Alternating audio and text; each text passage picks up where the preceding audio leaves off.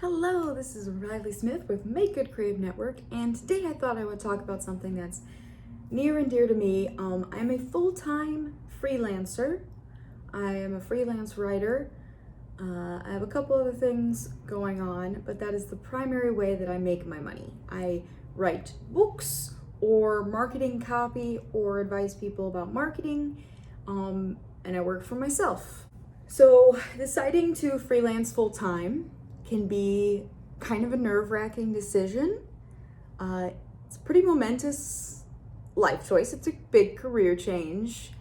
And I'm not talking about like freelancing on the side, like side hustling. I think anybody can do that if you have sufficient motivation and some type of skill that you'd like to put to work outside of your regular job. I'm talking about if you were trying to decide whether to go all in and try to be a freelancer full time, I thought I would kind of help you figure out if you were the right personality for that, because I do believe that freelancing is wonderful and it really freed my life and it's really made me able to accomplish a lot of my goals that I wouldn't have been able to do in a more traditional job situation. But it is also scary and requires a lot of very specific skills. So let's talk about what type of personality, in my experience, goes really well with being a freelancer. The first thing is, are you self-disciplined and self-motivated? Now, I don't mean like, are you the type of person who's like, I can get up at 5 a.m. every day and run 3 miles and drink nothing but kale. That's not me. I'm not an early bird. Like, that's a big part of what I love about freelancing. I don't mean in that way. I mean, where do you get your motivation from? Do you get it internally? Do you have this inner drive or ambition to keep moving? Can you motivate yourself, or do you need encouragement from other people to stay motivated? Both of these things are fine. It's just a personality trait. Do you tend to get more motivated and more encouraged when other people tell you that you're doing well?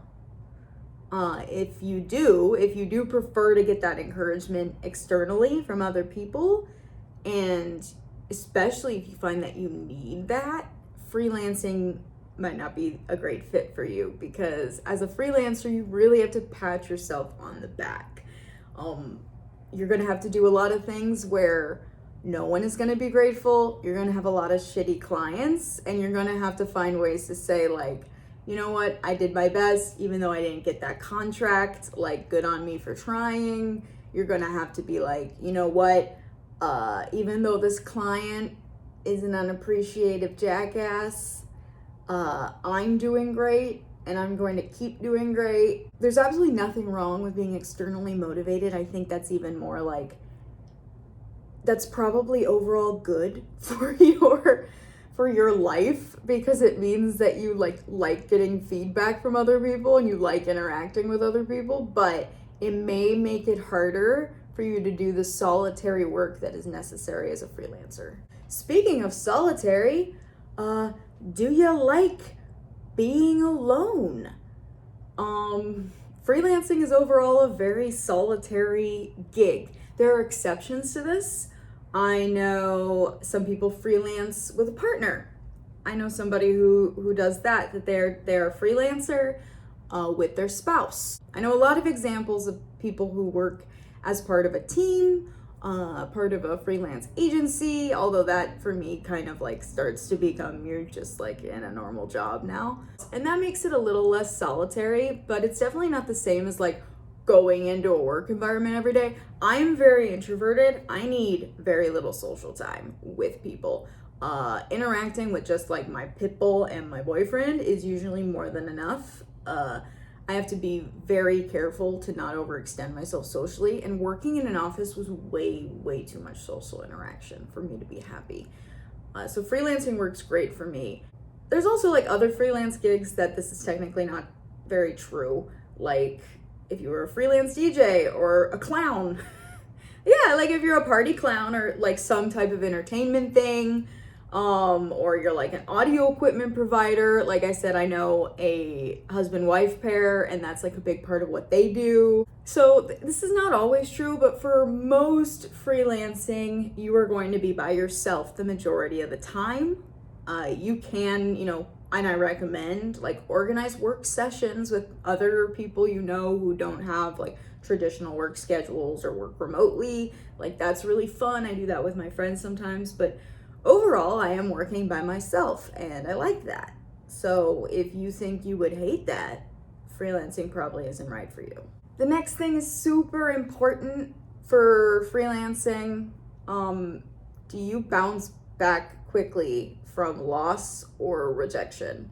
Clients will ghost you. You will just never hear from them again even after like a lot of work. I've had clients like give me thousands of dollars of work every month for years and then just drop off the map and stop talking to me. And I don't care because I like new stuff. I like going on to new things. I was already feeling tired of that client and not really wanting to work with them anymore. So it ended up working fine. So that's kind of my personality. I'm always going towards like new stuff. Additionally, for like rejection, I apply to like 80 things at a time. And I will get like 10 interviews out of that. And then like 1 to 2 gigs out of that. So you have to get used to, like, I will have an interview that seems like it goes super great, and then again, I will never hear from that person. Because that's one of the things about hiring a freelancer is people assume you have other work. They don't feel bad about ghosting you.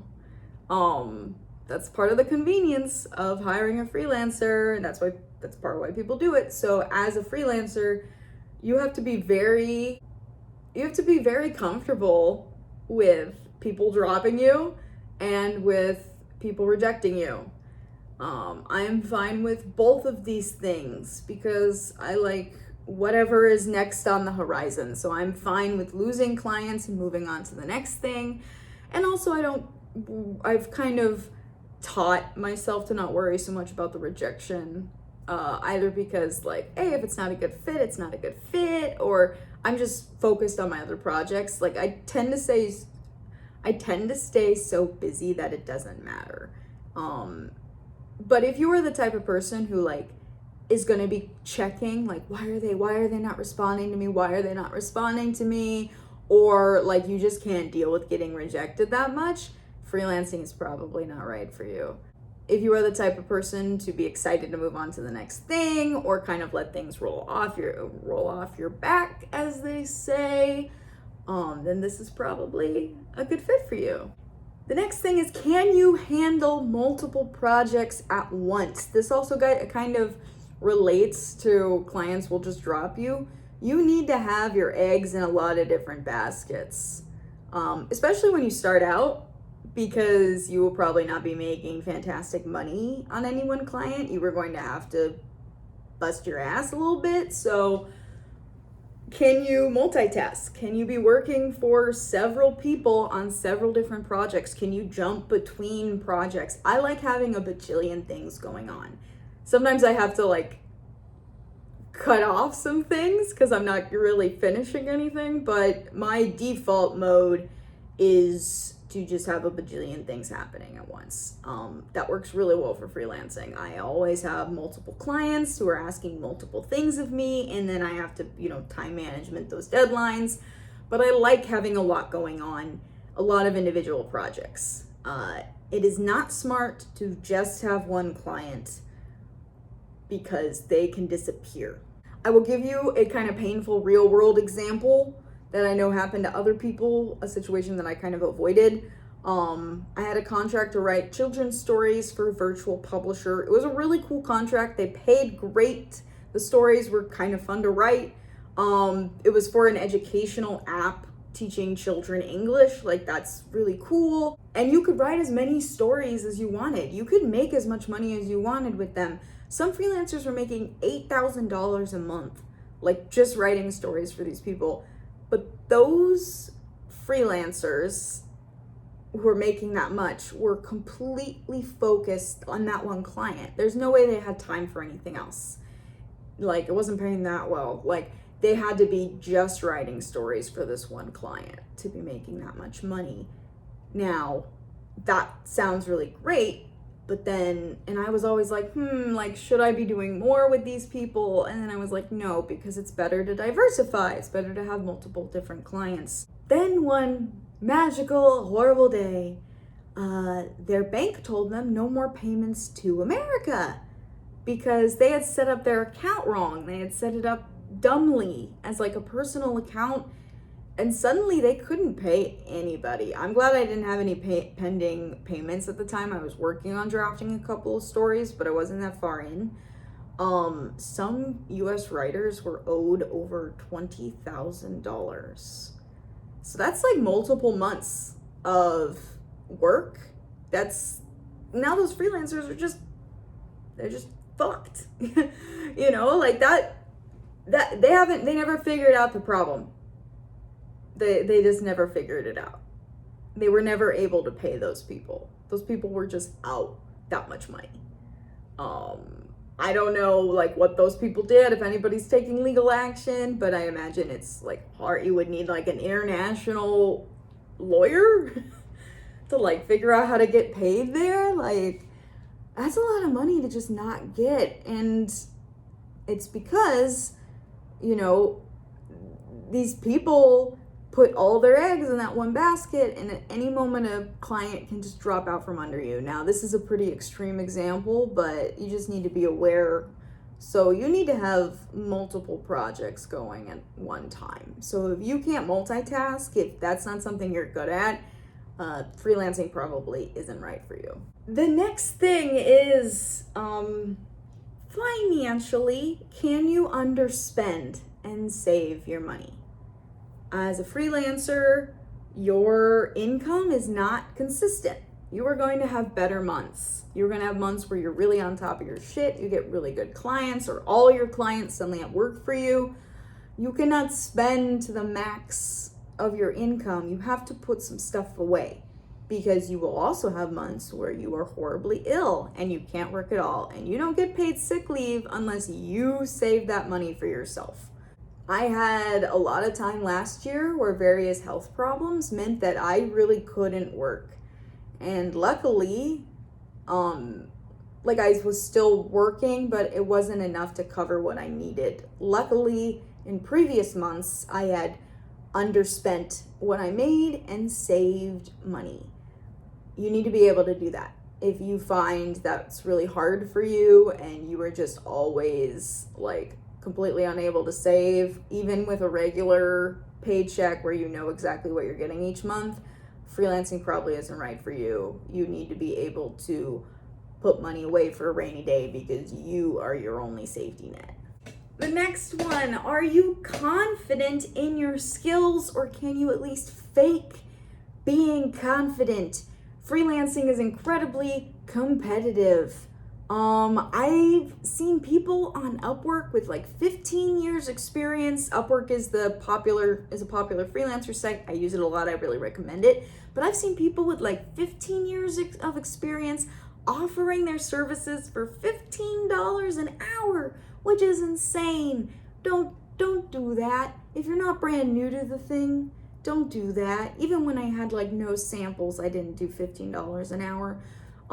If you're going to make a living wage, if you're going to be able to do this, you need to know how to sell yourself, and you need to be able to do it well. So are you confident in your skills? Do you believe in yourself, or do you have the ability to fake that confidence? You need that if you are going to be a freelancer. If you cannot do it, if you're not willing to brag about yourself, or you feel insecure and you just cannot hide it when you talk to somebody, you will not get clients.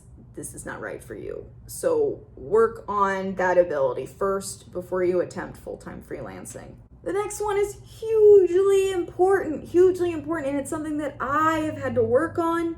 Can you say no? Clients will ask you for everything for no money. They will want that. You know, it's natural. They're business people. Generally, they're trying to get the most out of you for the least possible cost. You need to be able to say no. I'm pretty bad at this and working on it in my personal life, but in business, I got good at this very quickly.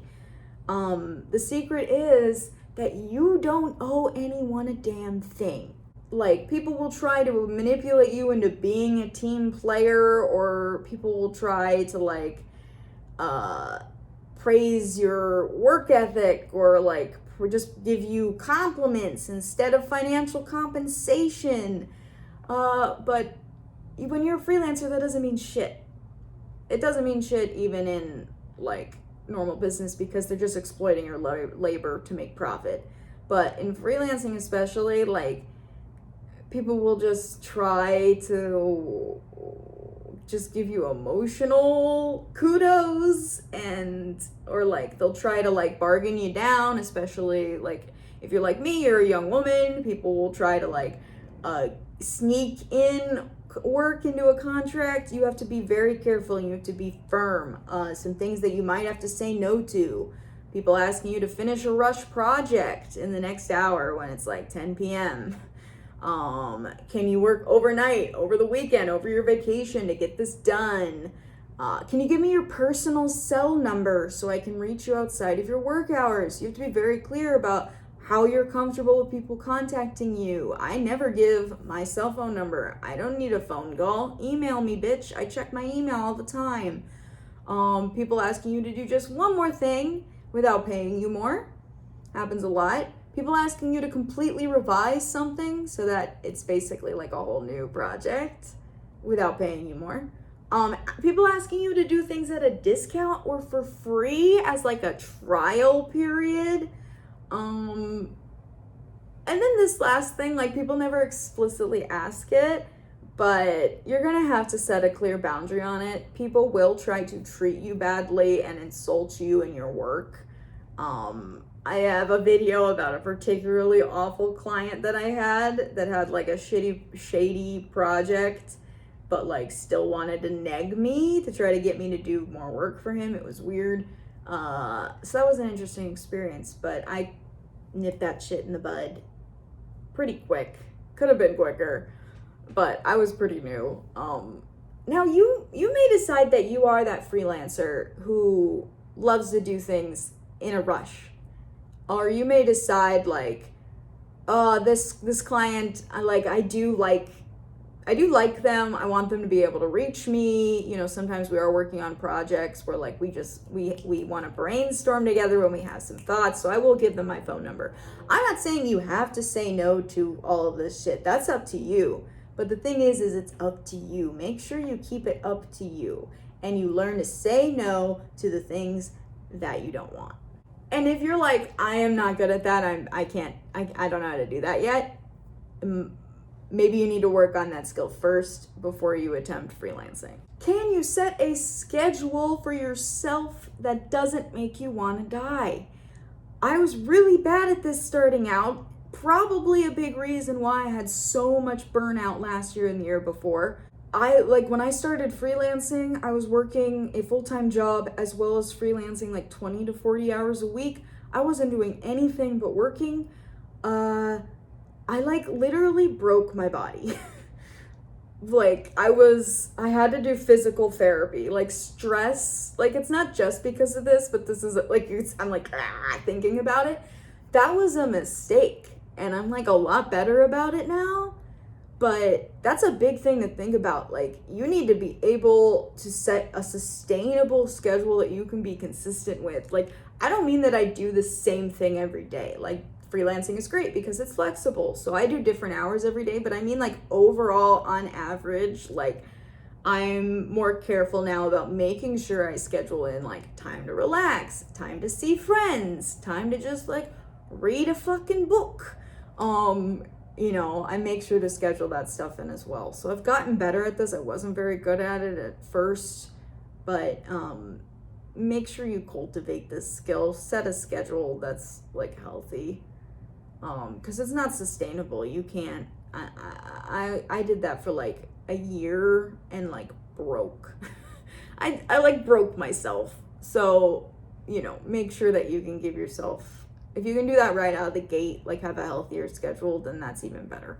So, what do you think? Does freelancing sound like a good fit for you? Let me know in the comments. If you already are a freelancer and you have anything to say about any of these points, I'd love to hear it. The beauty of freelancing is definitely the flexibility and the personal control. Like, I just realized that with my mental health issues and various other things, like, and just who I am, I don't like having a boss. I don't like having somebody tell me you have to get up at this time and be in this building at this specific time. I cannot abide that shit. And that's just a me thing. And if that sounds like you, then freelancing is a great option for you. If you love that flexibility, if you don't mind rejection, if you can motivate yourself, you're more internally motivated than externally motivated, you know, like all these things. Take time to think about it. But if you want that flexibility and control over your own life, freelancing is a really, really great option. I really enjoy it. I don't think I will. It would take something kind of wild to get me to go back to like a traditional job with a boss. Like there would have to be some very big changes in my life. Like I don't know, man, but I very much hope I never have to do that. I really like freelancing. If you have any other questions about freelancing, go ahead and throw them into the comments. I would be happy to help. And we have lots of other videos on the channel to help you.